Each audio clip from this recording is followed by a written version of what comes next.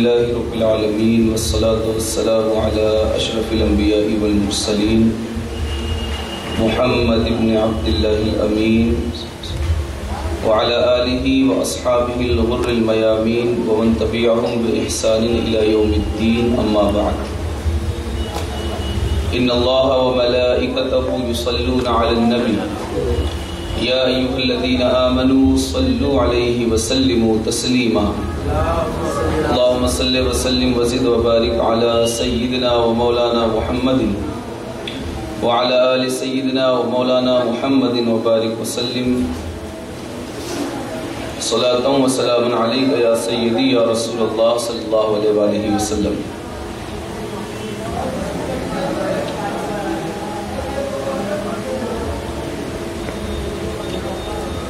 اللہ رب العزت کا بے پناہ شکر اور اس کا احسان ہے جس کی توفیق سے ہمیں زندگی میں ایک مرتبہ پھر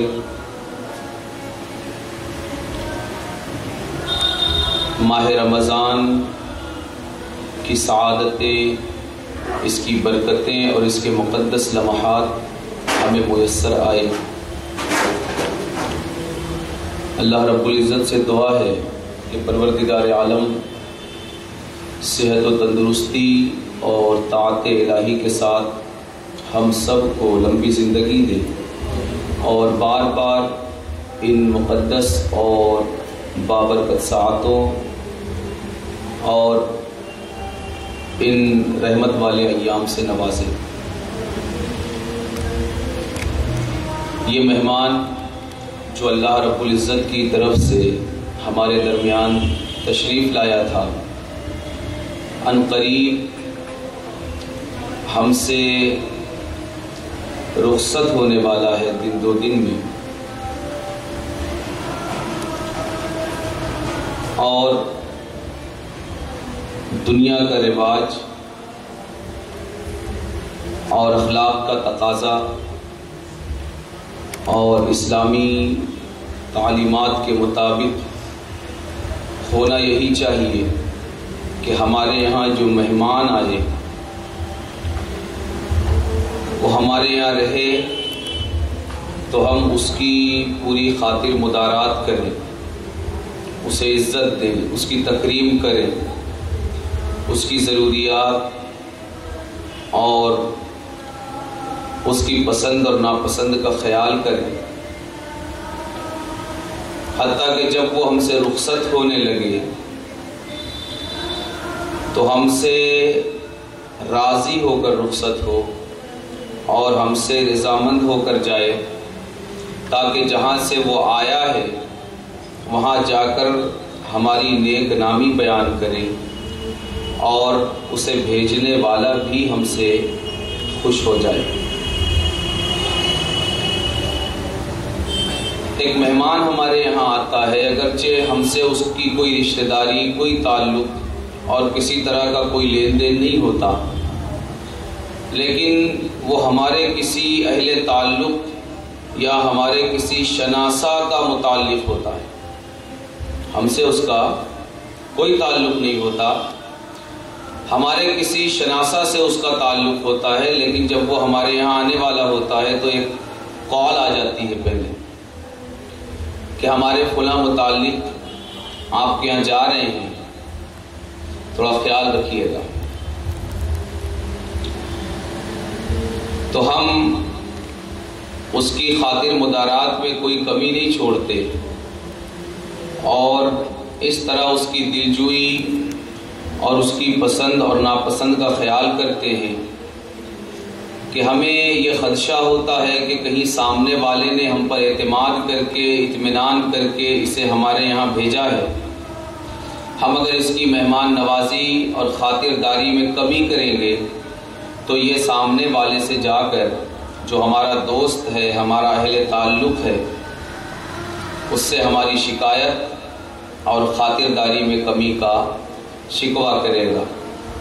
بلا تشبیہ ماہ رمضان یہ اللہ رب العزت کا فرستادہ اور اس کی طرف سے آیا ہوا مہمان ہے، جسے اللہ رب العزت نے ایک بڑے ہی اہم کام کے لیے ہمارے درمیان بھیجا، اور وہ اہم کام 11 ماہ میں اللہ رب العزت اس کے دین، اس کی تعلیمات، اس کے احکامات اور اس کے فرامین اور رسول اکرم صلی اللہ علیہ وآلہ وسلم کی تعلیمات کے حوالے سے جو ہماری غفلتیں تھیں، ہماری بے توجہی تھی اور ہماری سستی اور کاہلی تھی، اس کو دور کرنا اس کا کام تھا، اور ایک مخصوص انداز سے ایک مخصوص وقت میں ہماری تربیت بھی اس کی ایک اہم ذمہ داری تھی۔ وہ اس نے تقریباً 1 ماہ تک ہماری تربیت کی، ہمارے تزکیہ نفس کا کام کیا، اور ہمیں اللہ رب العزت کی بارگاہ میں اس کی عبادات اور اس کی رضا جوئی کے کام انجام دینے کی تربیت دی، اور اب یہ ہم سے رخصت ہوا چاہتا ہے۔ اب ہمیں اسے ایسے رخصت کرنا ہے کہ یہ جائے تو ہم سے خوش ہو کر جائے، اور اتنا خوش ہو کر جائے کہ یہ جب بارگاہ الہی میں حاضری دے، آپ یہ نہ سمجھیں کہ صرف انسان ہی کسی سے ملاقات کیا کرتا ہے یا حاضری دیا کرتا ہے، خیر خیریت دریافت کیا کرتا ہے، دعائیں کیا کرتا ہے اور شکوہ کیا کرتا ہے، بلکہ اللہ رب العزت نے جتنی موجودات پیدا فرمائی، آپ جس کو بھی چیز بول سکتے ہیں وہ جاندار ہے۔ اللہ رب العزت نے قرآن کریم میں ارشاد فرمایا وَإِن مِّن شَيْءٍ إِلَّا يُسَبِّحُ بِحَمْدِهِ، کہ ہر چیز اللہ کی حمد اور اس کی تسبیح بیان کرتی ہے، حتیٰ کہ پتھر، حتیٰ کہ درخت، جمادات، نباتات، حیوانات، ہر ایک یہ اللہ کی تسبیح بیان کرتا ہے۔ یہ اور بات ہے کہ ہماری آنکھ کے اندر وہ صلاحیت نہیں کہ ہم ان کی روح، ان کی جان، ان کی حرکتوں کو دیکھ سکیں، اور اسی طرح ہمارے کان کے اندر وہ قوت سماعت نہیں کہ ہم ان کی باتوں کو اور ان کے ذکر کو سن سکیں۔ یہ ایسے ہی ہے کہ جیسے ہمارے درمیان کوئی نابینا شخص آ جائے، بظاہر اس کے پاس آنکھیں ہوں گی، آپ کو دیکھنے میں ایسا کچھ فرق نہیں محسوس ہوگا، جس طرح میری آپ کی آنکھیں ایسی اس کی بھی آنکھیں ہوں گی، لیکن اسی طرح کی آنکھیں ہونے کے باوجود میں جو چیز دیکھ رہا ہوں، آپ جو چیز دیکھ رہے ہیں وہ اسے نظر نہیں آئے گا۔ اسی طرح ایک شخص ہے جس کی آنکھیں کسی وجہ سے کمزور ہو گئی، تو اگر ایک تندرست آنکھ والا شخص 1 کلومیٹر دوری تک دیکھتا ہے تو وہ اپنی آنکھ کی کمزوری کی وجہ سے یہ جس دوری تک دیکھتا ہے اس دوری تک اسے نظر نہیں آ سکتا۔ تو یہ ایک محسوس چیز ہے کہ کوئی یہ دعویٰ نہیں کر سکتا کہ تم جہاں تک دیکھ سکتے ہو میں بھی دیکھ سکتا ہوں، یہ تم جس طرح دیکھ سکتے ہو میں بھی دیکھ سکتا ہوں۔ تو اگر 2 شخص، ایک آنکھ والا، دونوں بھی آنکھ والے ہوں، لیکن ایک کی آنکھ دیکھتی ہے اور دوسرے کی آنکھ نہیں دیکھ سکتی، تو اللہ رب العزت کی قدرت سے یہ بھی بعید نہیں کہ وہ جس طرح آنکھ ہونے کے باوجود اس آنکھ میں بینائی نہیں رکھتا اور اس آنکھ کو دیکھنے سے محروم رکھتا ہے، اسی طرح اس نے ساری چیزوں کے اندر جان تو رکھی ہے، لیکن وہ جان ہمیں نظر نہیں آتی۔ وہ جان دیکھنے کے لیے جان کائنات کی ضرورت ہے کہ اس جان کا ملاحظہ جان کائنات صلی اللہ علیہ وآلہ وسلم نے فرمایا کہ آپ نے پتھروں کی تسبیح سنی، پہاڑوں نے آپ کو سلام عرض کیا اور آپ نے سنا، درختوں نے جھک جھک کر آپ کو سلام کیا اور آپ نے سنا، حتیٰ کہ درخت آپ کے حکم کی تعمیل میں اپنی جڑوں کو زمین کے قبضے سے نکال کر آپ کے قدموں میں تشریف لے آئے۔ تو یہ آنکھوں کی بینائی، آنکھوں کی صلاحیت اور آنکھوں کی قوت کا معاملہ ہے، لیکن ہمیں اتنا ضرور یقین رکھنا چاہیے کہ اللہ رب العزت نے جو چیز بھی پیدا کی ہے اس میں ایک طرح کی جان رکھی ہے۔ یہ اور بات ہے کہ ہمیں اس کا شعور نہیں، جس طرح اللہ رب العزت نے شہداء کے بارے میں فرمایا وَلَا تَقُولُوا لِمَنْ يُقْتَلُ فِي سَبِيلِ اللَّهِ أَمْوَاتٌ، کہ اللہ کی راہ میں جو قتل کیے جائیں انہیں مردہ مت بولو، انہیں مردہ مت بولو۔ دوسری جگہ فرمایا وَلَا تَحْسَبَنَّ الَّذِينَ قُتِلُوا فِي سَبِيلِ اللَّهِ، کہ اللہ کی راہ میں جو مارے جائیں انہیں مردہ مت سمجھو، ہرگز مت سمجھو۔ تو اب یہاں پر کسی تعویل کی ضرورت نہیں، بلکہ جب ہمارا ایمان یہ ہے کہ ہمارا رب قادر ہے اور قیوم ہے، وہ ہر ممکن پر قادر ہے، تو اب یہاں کسی تعویل کی ضرورت نہیں کہ وہ زندگی اس طرح کی ہے یا اس طرح کی ہے، بلکہ بندگی کا تقاضا یہ ہے کہ ہم کھلے دل سے یہ مان لیں کہ اللہ جسے زندہ کہہ رہا ہے اور مردہ کہنے سے منع کہہ رہا ہے وہ واقعی زندہ ہے اور مردہ نہیں ہے۔ اور آگے اللہ رب العزت نے خود معاملہ صاف فرما دیا وَلَٰكِن لَا تَشْعُرُونَ، یہ شعور کی بات ہے کہ وہ زندہ تو ہیں لیکن تمہیں ان کی زندگی کا شعور نہیں۔ تو گفتگو یہ ہو رہی تھی کہ جس طرح اللہ رب العزت نے ہر چیز میں شعور رکھا ہے، ایک احساس رکھا ہے، ایک زندگی رکھی، حتیٰ کہ یہ پردہ، یہ مائک، یہ گھڑی، یہ کاپی، یہ کتاب، ہر ایک کے اندر جس طرح اللہ رب العزت نے انہیں شعور رکھا ہے وہ موجود ہے اور ان کے اندر زندگی ہے، لیکن ہماری نگاہیں اس کو دیکھنے سے اور ہماری عقلیں اس کے ادراک سے قاصر۔ تو اسی طرح اللہ رب العزت نے زمانے کے اندر بھی جان رکھی، اس کے اندر اتنی جان رکھی ہے کہ یہی اسی کو اللہ رب العزت نے جان لینے اور جان دینے کا سبب بنایا ہے۔ اسی کو اللہ رب العزت نے جان دینے اور جان لینے کا سبب بنایا ہے۔ رمضان بھی ایک زمانہ ہے، ایک زمانہ ہے نہیں، رمضان بھی ایک زمانہ ہے، اور دنیا کا سارا نظام اور سارا سسٹم یہ زمانے پر ڈیپینڈ کرتا ہے۔ زمانہ ہی ہے جس کو اللہ رب العزت نے ہماری پیدائش کا سبب بنایا۔ کب پیدا ہوئے؟ 1900 فلاں میں۔ کب پیدا ہوئے؟ فلاں مہینے میں۔ کب پیدا ہوئے؟ فلاں تاریخ کو۔ کب پیدا ہوئے؟ فلاں دن کو۔ کب پیدا ہوئے؟ فلاں دن فلاں گھنٹے میں۔ زندگی کے آغاز کا ذریعہ اللہ نے زمانے کو بنایا۔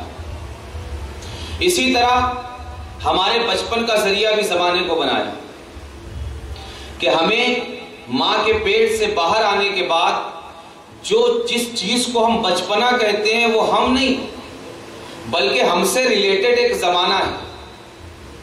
ہم نہیں ہیں بلکہ ہم سے ریلیٹڈ ایک زمانہ ہے کہ جب ہم اس زمانے میں رہتے ہیں، اس زمانے کے دورانیے میں، تو ہمیں بچہ کہا جاتا ہے۔ اسی طرح اسی زمانے کو اللہ رب العزت نے ہمیں نوجوان کرنے کا ذریعہ بنایا۔ نوجوانی کیا ہے؟ زمانہ ہے، ہماری لائف کا ایک پیریڈ اور ایک ٹائم ہے کہ جب ہم اس ٹائم اور اس پیریڈ کے دورانیے میں ہوتے ہیں تو ہمیں نوجوان کہا جاتا ہے۔ اسی طرح ہماری جوانی، اسی طرح ہمارا ادھیڑ پن، اسی طرح ہمارا بڑھاپا، اور اسی طرح ہماری موت کا بھی ظاہری اور ایک بڑا سبب خود زمانہ ہے۔ کب مرے؟ 1900 فلاں میں۔ کب انتقال ہوا؟ اس مہینے میں۔ کب ہوا؟ اس دن، اس ہفتے، اس گھنٹے۔ زمانے کی بڑی اہمیت ہے۔ یہ زمانہ ہی ہے جس کے ذریعے اللہ رب العزت نے بڑے بڑے شہنشاہوں کو گمنامی کے دلدل میں ڈال دیا۔ یہ زمانہ ہی ہے جس کے ذریعے اللہ رب العزت نے لوگوں کو نام و نمود اور شہرتیں عطا کی، اور یہ زمانہ ہی ہے جس کے اختتام پر دنیا ختم ہو جائے گی۔ بلکہ اگر آپ چاہیں تو اپنی زندگی کے حوالے سے یہ کہہ سکتے ہیں کہ ہماری زندگی کا دوسرا نام زمانہ، بلکہ آگے بڑھ کر یہ کہیں کہ دنیا کا دوسرا نام زمانہ۔ جب تک زمانے کا وجود ہے، زندگی کا وجود ہے، جب تک زمانے کا وجود ہے، دنیا کا وجود ہے، اور جس دن زمانہ ختم ہو جائے گا اسی دن دنیا ختم ہو جائے گی۔ تو زمانے کی بڑی اہمیت ہے۔ تو یہ بعید ہے کہ اللہ رب العزت قرآن کریم میں فرمائے وَإِن مِّن شَيْءٍ إِلَّا يُسَبِّحُ بِحَمْدِهِ، کہ ہر چیز، جس چیز کو بھی اللہ رب العزت نے اس دنیا میں پیدا کیا ہے اور جسے بھی آپ شے اور چیز کہہ سکتے ہیں، وہ اللہ رب العزت کی تسبیح اور تحلیل کرے، اس کی حمد بیان کرے، اور وہ زندگی سے محروم۔ اور اگر ذروں کو زندگی مل سکتی ہے تو یہ زمانہ جس پر رب العزت نے جس کو زندگی کا سبب بنایا، اہم ترین سبب، یہ زندگی سے محروم۔ تو رمضان کریم بھی زمانے کا ایک حصہ ہے، اور زمانے کو اہمیت، زمانہ ایک ظرف ہے۔ زمانہ کیا ہے؟ ایک ظرف ہے، ایک برتن۔ برتن کی فی نفس ہی اپنی کوئی فضیلت نہیں ہوتی، لیکن ایک برتن ہے، اسی میں آپ دال بنا دیں، اور ایک برتن ہے، اسی میں آپ تولا بنا دیں۔ آپ کس برتن کی طرف جائیں گے؟ سچ کہیے گا، کس برتن کی طرف؟ تولے کی طرف جائیں گے۔ کیوں؟ برتن سیم ہے، برتن وہی ہے، لیکن ظرف وہی ہے، لیکن مصروف بدل گیا۔ ظرف میں جو چیز رکھی ہوئی ہے وہ چیز بدل گئی، اور اس کی وجہ سے، برتن کی وجہ سے آپ نے دال والے کو نہیں چھوڑا، برتن تو سیم ہے، لیکن برتن میں جو چیز رکھی ہوئی ہے اس کی وجہ سے آپ نے اس برتن کو چھوڑ کر آپ دوسرے برتن کی طرف چلے گئے۔ تو ظرف کی اپنی کوئی فضیلت نہیں ہوتی، ظرف کے اندر، برتن کے اندر جو چیز رکھی ہوئی ہے اس کی وجہ سے اس کی قیمتیں بدل جاتی ہیں۔ اسی طرح یہ زمانہ ایک ظرف ہے، زمانہ ایک برتن ہے۔ جب سے زمانہ بنا، جب سے اللہ رب العزت نے زمانے کو پیدا کیا، اور جب تک زمانہ رہے گا، زمانہ ایک، زمانے میں جو چینجنگ ہوتی ہے، اس کو جو قیمت ملتی ہے یا اس کی قیمت گھٹتی ہے، وہ اس کے اندر موجود چیز کی وجہ سے، اس کے اندر موجود چیز کی وجہ سے۔ زمانہ سب ہے، شوال بھی زمانہ ہے، ذیقعد بھی زمانہ ہے، ذی الحج بھی زمانہ ہے، محرم بھی زمانہ ہے، سفر بھی زمانہ ہے، ربیع الاخر، جمادی الاولی، جمادی الاخرہ، رجب، شعبان، سب زمانہ ہے۔ لیکن سب زمانہ ہونے کے باوجود برتن ایک ہے، لیکن ان سارے برتنوں میں چیزیں مختلف رکھی ہوئی۔ کبھی زمانے کے برتن میں رمضان ہے، کبھی زمانے کے برتن میں شوال ہے، کبھی زمانے کے برتن میں شعبان ہے، کبھی زمانے کے برتن میں محرم ہے، کبھی ربیع الاول ہے، کبھی ربیع الاخر ہے۔ تو اب اس زمانے کے برتن میں جب جیسی چیز رکھ دی جائے، اس چیز کے حوالے سے زمانے کی قدر و قیمت میں اضافہ ہو جائے گا۔ لہذا زمانے سب ہیں، مگر جس زمانے میں رمضان رکھا ہوا ہے وہ زمانہ دوسرے مہینوں پر فضیلت رکھتا ہے۔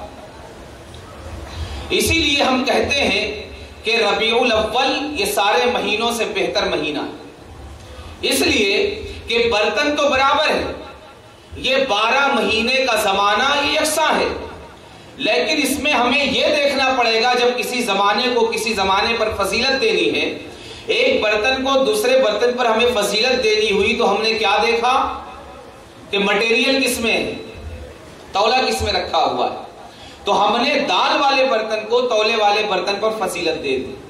تو اب زمانے کے برتن کو جب ایک کو دوسرے پر فضیلت دینی ہو، 12 برتن ہے زمانے کے، کتنے؟ 12، محرم سے لے کر ذی الحج تک یہ 12 برتن۔ تو اب ان برتنوں میں سے اگر کسی برتن کو دوسرے برتن پر فضیلت دینی ہے تو ہمیں یہ دیکھنا ہوگا کہ ان برتنوں میں رکھا کیا ہے۔ تو ہم نے کہا رمضان دوسرے مہینوں سے افضل، اس لیے کہ رمضان کے زمانے میں جو چیز رکھی ہوئی ہے، اس زمانے میں، اس 30 دنوں میں، وہ بڑی افضل چیز ہے۔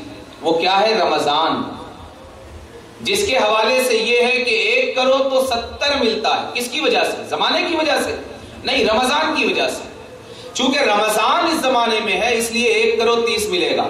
محرم میں 1 کرو 30 نہیں ملتا، ذی الحج میں 1 کرو 70 نہیں ملتا۔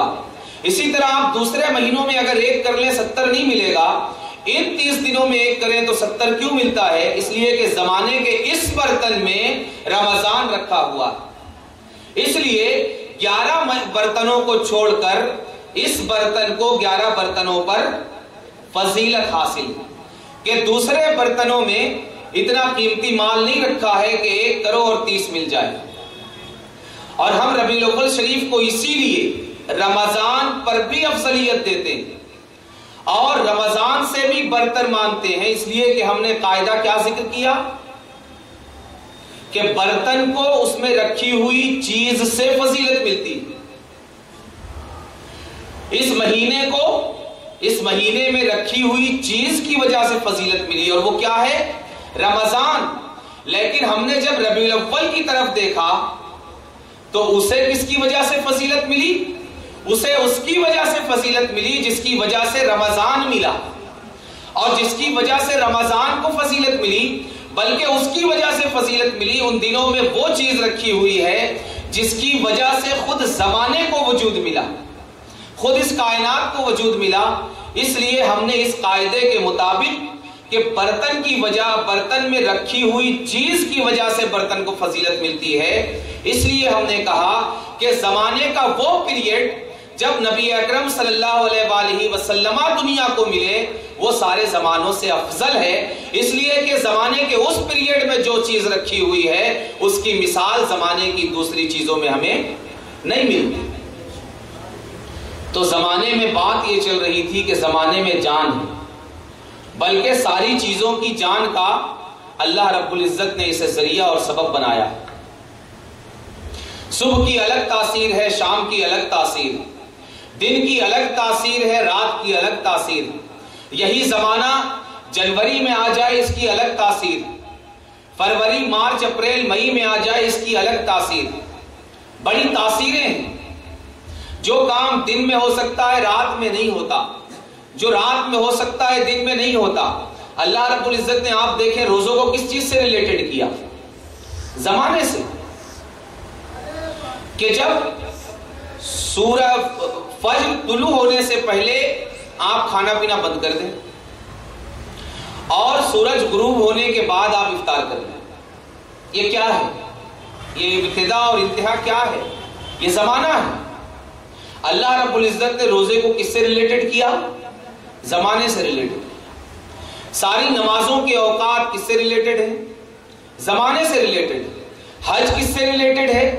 زمانے سے ریلیٹڈ ہے۔ اگر کوئی چاہے ذیلحج کے علاوہ حج کر لے، نہیں کر سکتا، پیسے اتنے ہی خرچ کر کے جائے، اتنے ہی دن رہے، وہ سارے ارکان بھی ادا کر لے، جا کر قربانی کر لے، طواف کر لے، سعی کر لے، مینا چلا جائے، رمی جمرات کر لے، عرفات چلا جائے، مزدلفہ میں رات گزار لے، لیکن اس کے باوجود اگر ذیلحج کا مہینہ اور وہ مخصوص وقت نہیں ہے تو اس کا حج ادا نہیں ہوگا۔ تو اللہ رب العزت نے وقت کو بڑی اہمیت دی۔ وقت سارے سسٹم کی روح اور سارے زمانے کی جان، لیکن ہم دیکھتے ہیں تو یہی جان بارگاہ رسالت میں آ کر بے جان ہو جاتی ہے۔ گھڑی نے سورج کو لے جا کر پردے میں چھپا دیا تھا زمانے نے، اور سورج اور چاند جو ہے یہ اس زمانے کی گھڑی کی دو سوئیاں ہیں، دو سوئیاں ہیں۔ لیکن یہ ہماری گھڑی کی سوئیوں کی طرح نہیں ہے کہ اگر ہم چاہیں تو 12 سے 11 بجا دیں اور 1 بجا دیں، نہیں، یہ اللہ رب العزت نے اسے سیٹ کیا ہوا ہے۔ لیکن ہم دیکھتے ہیں کہ جو جتنا اہم ہوتا ہے اس کے پاس اتنا پاور ہوتا ہے۔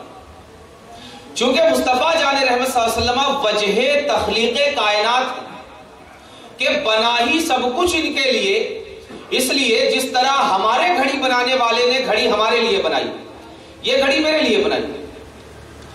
ابھی اس گھڑی میں 6 کو 5 کم ہے، میں چاہوں اس پہ 5:30 بجا دوں، میری مرضی، اور میں چاہوں 6:30 بجا دوں۔ لیکن یہ گھڑی کس کی خاطر بنائی؟ ان کی خاطر یہ عالم بنایا، مصطفیٰ جان رحمت کی خاطر بنایا، تو اب گھڑی کی سوئیاں بھی ان کے ہاتھ میں دے دی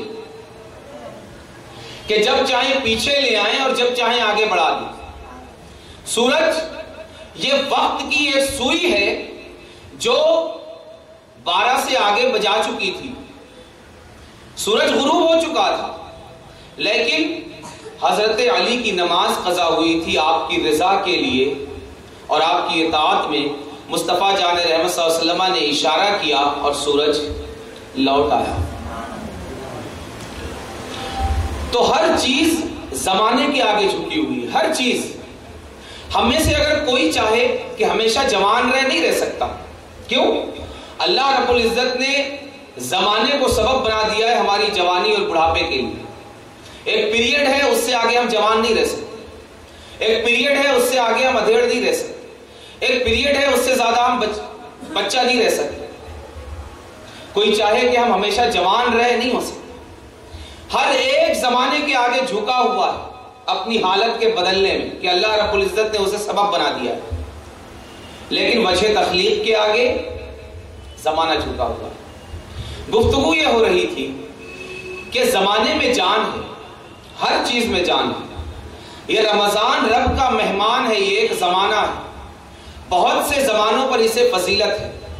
جب مہمان ہم سے رخصت ہو کر جاتا ہے تو ہماری کوشش یہی ہوتی ہے کہ یہ ہم سے خوش ہو کر جائے، اور جس نے اسے ہمارے پاس بھیجا تھا ہماری تعریف جا کر کرے، ہماری شکایت نہ کرے، خاطر داری میں کمی کا شکوہ نہ کرے، مدارات میں کمی کی شکایت نہ کرے. تو دوستوں، اللہ رب العزت کا یہ مہمان جس نے اسے ہماری تربیت کے لیے بھیجا تھا، ہمیں انعامات سے سرفراز کرنے کے لیے بھیجا تھا، وہ عنقریب دن دو دن میں ہم سے رخصت ہوا چاہتا ہے. وہ تو رخصت ہونا چاہتا ہے، اس نے اپنے سامان اور ساز و سامان اس نے سمیٹ لیے، اس کی پوٹلی تیار ہو چکی ہے. وہ چاہے کل چلا جائے یا پرسوں. اب ہمیں تیاری یہ کرنی ہے. اس نے تو تیاری کر لی، وہ اب ہمارے روکنے سے بھی نہیں رک سکتا. اگر کوئی چاہے کہ اسے روک لے، نہیں روک سکتا. لیکن ہاں، اب ہمیں یہ کام کرنا ہے. اس نے اپنی تیاری کر لی، اب ہمیں اپنی تیاری کرنی. بہت سے رمضان آئے اور چلے گئے، لیکن ہم نے انہیں غفلتوں میں گزار دیا.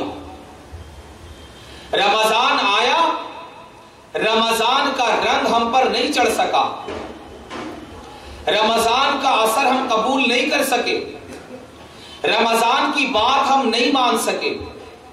ایک بار پھر رمضان آ کر ہم سے رخصت ہوا چاہتا ہے. رمضان جا رہا ہے، ہمارے روکنے سے نہیں رکے گا. اور رمضان اس چیز کی گارنٹی ہے کہ پھر آئے گا اگر قیامت نہ آئے. اگر قیامت نہ آئے تو رمضان پھر آئے گا. لیکن میری اور آپ کی گارنٹی نہیں کہ ہم اس رمضان کو اگر یہ پھر آئے تو ہم پالیں گے.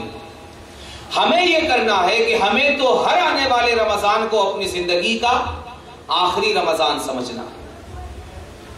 رمضان جیسی چیز جا رہی ہے تو کیا ہم باقی رہ جائیں گے؟ رمضان جا رہا ہے. کون جا رہا ہے؟ رمضان جا رہا ہے. تو کیا ہم سمجھتے ہیں ہم رہ جائیں گے؟ ہم تو رمضان سے کہیں زیادہ بے ثبات لوگ. رمضان کی اتنی گارنٹی تو ہے کہ قیامت نہیں آئی تو پھر آئے گا. کیا ہم میں سے کسی کے پاس یہ گارنٹی ہے؟ ہم رمضان سے کمزور ہیں. تو ہم سے مضبوط ہونے کے باوجود جب رمضان کی مدت پوری اور ختم ہو سکتی ہے تو ہماری مدت پوری اور ختم نہیں ہو سکتی. رمضان جا رہا ہے. دیکھیں، جاتے جاتے یہ اور سبق ایک اور دے رہا ہے کہ جس طرح میں جا رہا ہوں تمہیں بھی جانا ہے. یہ سبق ہے اس کے جانے میں کہ جس طرح میں جا رہا ہوں تمہیں بھی جانا ہے. اس لیے اپنے جانے کی تیاری کر لو. اب ہمیں تیاری یہ کرنی ہے، ہمیں بھی اپنا بوریا بستر باندھنا ہے، ہمیں بھی رخت سفر لینا ہے، ہمیں بھی زیادہ راہ لینا ہے. لیکن ہمیں اب بچے کچھ دنوں میں تیاری یہ کرنی ہے کہ ہم اس طرح اپنی کمر کس لیں کہ رمضان نے ہمیں جو سکھایا ہے اس کی تعلیمات پر ہم آئندہ 11 ماہ عمل پیرا رہیں اور اس کے سکھائے ہوئے سبق کو ہم فراموش نہ کریں. دوستو، زندگی کے کئی سال ہم نے ضائع کر دیے. ہم میں سے کوئی 15 سال کا، کوئی 20 سال کا، کوئی 25 سال کا، کوئی 30 35 40 45 60 65 سال کا. لیکن نہ جانے ہم نے اس کی قدر کی یا نہیں. لیکن اب سے ہم نے کچھ نہیں کھویا. ہمارا رب اتنا کریم ہے کہ وہ ارشاد فرماتا ہے التائب من الذنب کمن لا ذنب لہ، گناہ سے توبہ کرنے والا، گناہ سے توبہ کر لینے والا، سچی توبہ کر لینے والا ایسا ہے جیسے اس سے گناہ ہی نہیں ہوا۔ یہ بہت بڑی بات ہے۔ کمن لا ذنب لہ، لا ذنب لہ، اگر آپ اس کو عربک گرامر کے حساب سے دیکھیں تو گناہ کی جنس کی نفی ہے، کوئی گناہ ہی نہیں اس کے ذمے۔ توبہ کر لینے والا ایسا ہو جاتا ہے جیسے اس نے کوئی گناہ ہی نہیں کیا۔ اسی لیے سرکار سیدنا محبوب الہی سرکار سیدنا نظام الدین اولیاء رضی اللہ تعالیٰ عنہ اپنے ملفوظات میں ارشاد فرماتے ہیں کہ متقی یاد رکھنے والی بات ہے، جو سنے یاد رکھا کریں، اسے وقتاً فوقتاً یاد کیا کریں تاکہ عمل کی اسپرٹ پیدا ہو۔ محبوب الہی فرماتے ہیں کہ متقی اور توبہ کر لینے والا یہ دونوں برابر ہیں۔ اور کرم چاہیے، اور کیا نوازش چاہیے اس بارگاہ سے۔ متقی اور توبہ کر لینے والا برابر ہیں، اس لیے کہ فرماتے ہیں کہ متقی وہ ہے جس نے کبھی معصیت اور گناہ زندگی میں کیا ہی نہ ہو، اور توبہ کر لینے والا وہ ہے جس نے گناہ تو کیا مگر توبہ کر کے اب ایسا ہو گیا کہ اس کے دامن میں کوئی گناہ ہی نہیں۔ تو اگرچہ ہم نے گزشتہ رمضان ضائع کیے ہوں لیکن ہمیں مایوس ہونے کی ضرورت نہیں۔ ہم آج سے عہد کریں، آج سے اور ابھی سے، کہ اب اس رمضان کے بعد ہمیں جو اپنی لائف گزارنی ہے وہ ہماری گزشتہ زندگی سے یکسر مختلف ہوگی۔ ہم جب تک نہیں بدلیں گے، ہم جب تک چینج نہیں ہوں گے، جہاں بیٹھے ہوئے تھے وہاں سے نہیں اٹھیں گے، آگے نہیں بڑھ سکتے۔ آپ کو اگر وہاں سے یہاں آنا ہے تو آپ وہیں بیٹھے رہیں اور یہاں پہنچ جائیں گے۔ اگر آپ کو وہاں سے اٹھ کر گیٹ تک جانا ہے اور آپ چاہیں میں یہیں بیٹھا رہوں اور گیٹ تک پہنچ جاؤں، نہیں ہو سکتا۔ تو اگر آپ کو اپنی روحانی منزلوں میں، اپنی عرفانی منزلوں میں ترقی کرنا ہے، رب کا قرب حاصل کرنا ہے، اس کی چوکھٹ تک پہنچنا ہے، تو گناہ اور معصیت کے جس دلدل میں ہم بیٹھے ہوئے ہیں وہاں سے ہمیں اٹھ کر نیکی کی طرف بڑھنا ہوگا۔ اس جگہ کو ہمیں چھوڑنا ہوگا۔ جب تک ہم اس جگہ کو نہیں چھوڑیں گے اس وقت تک ہم اس کی بارگاہ کی طرف آگے نہیں بڑھ سکتے۔ اور اس بارگاہ کی طرف آگے بڑھنے کی سواری کیا ہے؟ توبہ۔ توبہ سچے دل سے کر لیں، ابھی کر لیں۔ توبہ کا مسئلہ ایسا نہیں کہ اتنے دن روزہ رکھو گے تب توبہ قبول ہوگی، لاکھوں روپے حج کر کے آؤ گے خرچ کر کے تب توبہ قبول ہوگی، اتنی نمازیں پڑھو گے تب توبہ قبول ہوگی۔ توبہ کا حال یہ ہے کہ اپنی جگہ بیٹھے بیٹھے دل میں سچی نیت کر لیں کہ مولا مجھ سے آج تک جو گناہ سرزد ہوئے میں اس پر نادم اور پشیمان اور شرمندہ ہوں، اور آئندہ زندگی میں تجھ سے وعدہ کرتا ہوں کہ اس گناہ کی طرف نہیں لوٹوں گا۔ تو یہ سچی توبہ ہو گئی اور آپ پاک و صاف ہو گئے۔ آپ نے وہ واقعہ سنا ہوگا کہ بنی اسرائیل حضرت موسیٰ علیہ نبینا علیہ الصلوۃ والسلام کے ساتھ بارش طلب کرنے کے لیے، بارش کی دعا کرنے کے لیے میدان میں نکلے ہوئے تھے۔ حضرت موسیٰ علیہ نبینا علیہ الصلوۃ والسلام نے اللہ رب العزت کی بارگاہ میں دستے دعا دراز فرمائے اور دعا کے لیے ہاتھ اٹھایا تو اللہ رب العزت کی طرف سے وحی آئی کہ موسیٰ ایک بڑا گناہگار شخص اس مجمع میں حاضر ہے، جب تک یہ گناہگار اس مجمع سے نہیں نکلتا بارش نہیں ہو سکتی۔ حضرت موسیٰ نے اعلان کیا کہ مجھے وحی آئی ہے کہ اس مجمع میں ایک گناہگار، خطاوار اور سیاہکار ہے، جب تک وہ اس مجمع سے باہر نہ ہوگا اس وقت تک اللہ رب العزت بارش نہیں فرمائے گا۔ اس اعلان کرنے کے چند ثانیے کے بعد لوگوں نے دیکھا کہ موسلا دھار بارش ہو رہی، نہ بھیڑ سے کوئی نکلا نہ کوئی آیا، جو جہاں تھا سب وہی ہیں، لیکن بارش ہونے لگی۔ سب تو تعجب میں پڑ گئے اللہ کے نبی اور رسول خود سرکار سیدنا موسیٰ علیہ نبینا علیہ السلام تعجب میں پڑ گئے، رب کی طرف توجہ فرمائی کہ مولا تو نے تو کہا تھا کہ گناہگار ہے اور نکلے گا تب پانی بھیجوں گا، ہماری نگاہوں نے تو کسی کو نکلتا ہوا دیکھا ہی نہیں، پانی کیسے آ گیا؟ تو فرمایا موسیٰ وہ اب بھی موجود ہے، ہاں وہ نہیں نکلا۔ کہا وہ گناہگار کون ہے؟ حضرت موسیٰ نے کہا وہ گناہگار کون ہے؟ تو کہا موسیٰ جب وہ گناہگار تھا تب میں نے اس کا پردہ چاک نہیں کیا، تو اب تو وہ تائب ہو چکا، اب کیسے اس کا نشان تجھے بتاؤں؟ توبہ کرنے کے بعد تو توبہ سے گناہوں سے پاک ہو گیا، اب اس کی پردہ دری کیسے کروں؟ پانی کیسے آ گیا؟ تو فرمایا گناہگار تو موجود ہے مگر اس نے اپنی جگہ پر گناہوں سے توبہ کر لی۔ جب اسے معلوم ہوا کہ رب نے یہ وحی فرما دی موسیٰ کی طرف کہ گناہگار ہے، جب تک نہیں نکلے گا تب تک بارش نہیں ہوگی۔ حکم کیا تھا؟ گناہگار نکلے۔ کس کا حکم تھا؟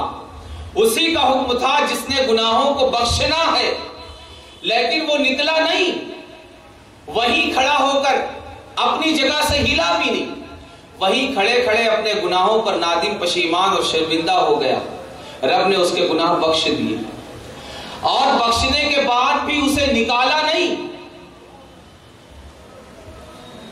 یعنی بخشنے کے بعد اب گناہوں کا کوئی اثر باقی نہیں رہ گیا کہ تو گناہگار تھا، ٹھیک ہے توبہ کر لی، جا حاشیے پر کنارے کھڑا ہو جانا، نہیں، جہاں تھا وہیں رہے، اس لیے کہ اب تو ہزار گناہگار تھا مگر توبہ کرنے کے بعد میری رحمت کی بارش نے تجھے ایسا دھو دیا کہ اب تو مسلمانوں کے ساتھ ہی نہیں بلکہ میرے برگزیدہ پیغمبر موسیٰ کے ساتھ کھڑا رہنے کے لائق ہو گیا۔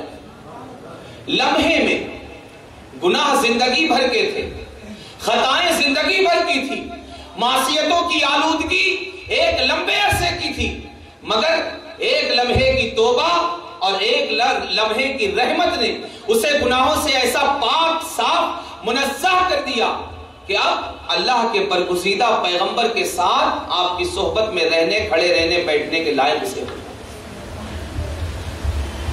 تو رب کی رحمت تو یہ چاہتی ہے، انتظار کرتی ہے، صبح سے شام تک پکار لگتی رہتی ہے اور ندائیں آتی رہتی ہیں، حل من مستغفر فاغفر لہ، کہ ہے کوئی مجھ سے مغفرت طلب کرنے والا، معافی طلب کرنے والا، میری بارگاہ میں توبہ کرنے والا کہ میں اسے بخش لوں، معاف کر دوں۔ ہم گناہگاروں کی وجہ سے، ہم گناہگاروں کی بگڑی بنانے کی خاطر، ہم گناہگاروں کو عطا کرنے کی خاطر، ہم گناہگاروں کی توبہ قبول کرنے کی خاطر رب کا ایک وصف کیا ہے، ایک نام کیا ہے؟ تواب۔ بلکہ رب کے آپ سارے نام دیکھ لیں، سارے نام بندوں کو فائدہ پہنچانے کے لیے،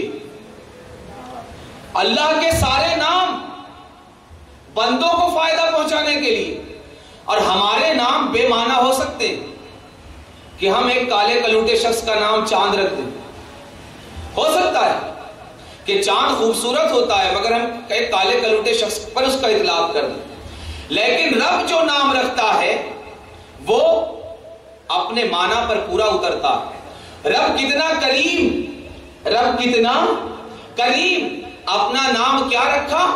کریم۔ کس پر کرم کرنے والا ہے؟ اپنے اوپر، معاذ اللہ نہیں، ہمارے اوپر کرم کرنے والا، رحیم، ہم پر رحم کرنے والا، غفار، ہمیں بخشنے والا، تواب، ہماری توبہ قبول کرنے والا، اور رحمان، ہم پر رحم کرنے والا۔ جو نام دیکھیں ہم سے ریلیٹڈ ہے، کہیں ہم پر کرم کا اشارہ، کہیں ہم پر رحم کا اشارہ، کہیں ہمیں بخشنے کا اشارہ، کہیں ہماری توبہ قبول کرنے کا اشارہ۔ لوگوں ہمیں اور کیا چاہیے، اور کون سا پروردگار چاہیے، اس کا کتنا کرم، کتنی رحمت، اور اس کی رحمتوں کی کس قدر بارش چاہیے کہ اس کے سارے نام اس نے ہم پر کرم کے لیے، اشارہ کرتے ہوئے رکھا ہے، کرم کا اشارہ، رحم کا اشارہ، برکت کا اشارہ، مغفرت کا اشارہ، معافی کا اشارہ۔ ہمیں اور کیا چاہیے؟ تو ہم یہ عہد کریں، گزشتہ رمضانوں سے مختلف اور چینج ہو کر ہم یہ عہد کریں، رمضان میں ہم نے روزہ رکھا، ٹھیک ہے، یہ ہماری کلاس تھی، یہ ہماری کلاس تھی۔ کلاس میں کیا ہوتا ہے؟ 10 بار اگر آپ نے غلطی کی تو 10 بار ماسٹر صاحب صحیح کر دیتے ہیں کہ بیٹا ایسے نہیں ہے، ایسے ہی ہوتا ہے۔ آپ نے کاپی پر آپ کو ایک کوسچن دیا گیا، آپ نے جو ہے گھر پر اس کوسچن کو حل کیا، وہاں لے گئے، غلط تھا تو وہاں انہوں نے صحیح کر کے لکھ دیا۔